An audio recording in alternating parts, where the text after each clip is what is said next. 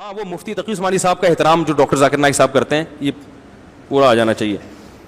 وہ اس لیے کرتے ہیں کہ ڈاکٹر ذاکر نائک عیسائیت کے خلاف جو کچھ کر رہے ہیں اس میں 99% مفتی تقی عثمانی صاحب کی کتابوں سے فائدہ اٹھایا انہوں نے.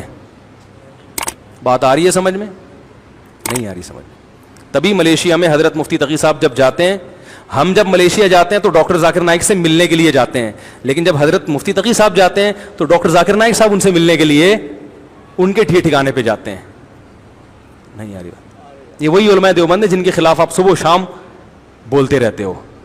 ڈاکٹر ذاکر نائک صاحب ان سے ملنے کے لیے جاتے ہیں, ان کی نصیحتوں کو غور سے سنتے ہیں. اور یہ بھی بات حضرت مفتی تقی صاحب بیٹھ کے کلپ نہیں بناتے کہ میرے سے ملنے کے لیے آیا. یہ تو ان کی نجی محفل کی ایک بات تھی جو میں نے آپ کے سامنے کر دی, ورنہ وہ اس سے مستغنی ہے. اللہ نے ان کو جو مقام عطا فرمایا ہے وہ ایسے نہیں ہے کہ وہ ان چیزوں کو کیش کرائیں, وہ تو اللہ نے ان کو جو مقام عطا فرمایا ان کے لیے یہ سب چیزیں بہت چھوٹی ہیں. تو عرب علماء ان کی, عرب تو کسی کو مانتے ہی نہیں ہیں. اجمیوں کو تو عرب میں تو ایک عصبیت ہے, وہ تو اجمی کتنا بڑا عالم ہوگا عرب نہیں مانتے اس کو, ایک عصبیت ہے ان میں. لیکن حضرت اقدس مفتی تقی عثمانی صاحب کی علمیت کا لوہا اللہ نے منوایا ہے, وہ ماننے پر مجبور ہوئے ہیں. یہ ائمہ حرمین, مسجد نبوی کے امام, مسجد حرام کے امام اور سعودیہ کے بڑے بڑے قاضی, یہ حضرت مفتی تقی عثمانی صاحب کی مجالس میں شرکت کرتے ہیں. کئی دفعہ کیے انہوں نے, ان کی صحبت میں آگے بیٹھے ہیں. مجمع الفقہ الاسلامی جس میں 100 کے قریب ممالک کے علماء تھے, اس کے رئیس 5 سال رہے مفتی تقی عثمانی صاحب. مکہ جو مفتی تھے نا وہ حضرت مفتی تقی صاحب کے نائب رہے ہیں. نہیں آ رہی بات میرا خیال ہے.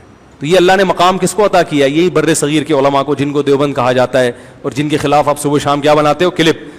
دوسرا جو جس تبلیغی جماعت کی آپ تعریفیں کرتے ہو وہ بھی بنیاد کس نے رکھی ہے؟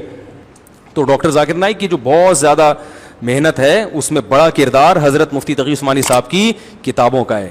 سمجھ رہے ہیں کہ نہیں سمجھ رہے؟ ان کی ریسرچ ہے جن سے انہوں نے, اور باقی بھی جو ہے وہ احمد دیدات سے ڈاکٹر ذاکر نائک نے سیکھا. اور احمد دیدات کے تانے بانے بھی جا کے دیوبند سے ملتے ہیں.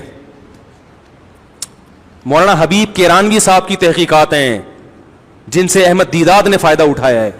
میں یہاں دیوبندیت کے پرچار کے لیے نہیں بیٹھا, میں تو صرف دفاع میں تو اللہ نے کہا نا کہ بول سکتے ہو. ہماری بلا سے کوئی دیوبندی ہو, بریلوی ہو, اہل حدیث ہو, ہماری صحت پہ کوئی فرق نہیں پڑتا. قیامت میں یہ سوال بالکل بھی نہیں ہوں گے. میں تو صرف یہ کہہ رہا ہوں کہ جن کے خلاف صبح و شام آپ بولتے ہو اللہ نے ان کو یہ مقام عطا فرمایا ہے. سمجھ رہے کہ نہیں سمجھ رہے؟ تو آپ نہ بنے دیوبندی, نہ آپ کریں, لیکن آپ ان کے یہ فضائل سیکھیں. اور مولانا اشرف علی تھانوی رحمہ اللہ تعالی, جن کے بارے میں آپ کہتے ہیں انہوں نے اللہ کے نبی کے نام کا کلمہ پڑھا اور یوں تھے اور وہ تھے, حضرت اقدس مولانا طارق صاحب انہیں مجدد ملت سمجھتے ہیں, انہیں وقت کا ولی اللہ سمجھتے ہیں. تو آپ کو چاہیے تھا نا کہ آپ جا کے ان سے پوچھتے کہ حضرت آپ میرے سر پہ شفقت کا ہاتھ رکھ رہے ہیں تو ایکسکیوز می پلیز ایک سوال ہے آپ سے.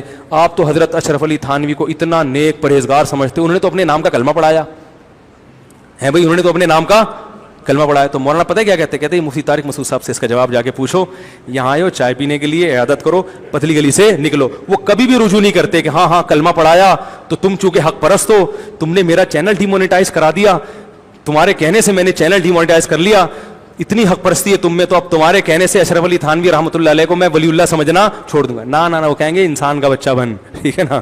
اتنے بڑے بزرگ کو کیا کہہ رہا ہے جنہوں نے اتنا کام کیا. تو اور جو تو کہہ رہا ہے کلمہ پڑھایا, تو خود کامن سینس کی بات کر. ختم نبوت کا تو کام سب سے زیادہ انہوں نے کیا, ان کے شاگردوں نے کیا ہے.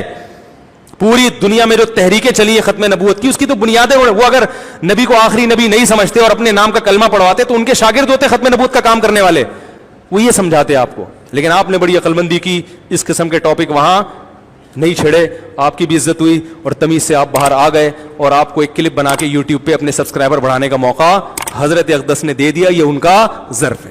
سمجھ رہے ہیں کہ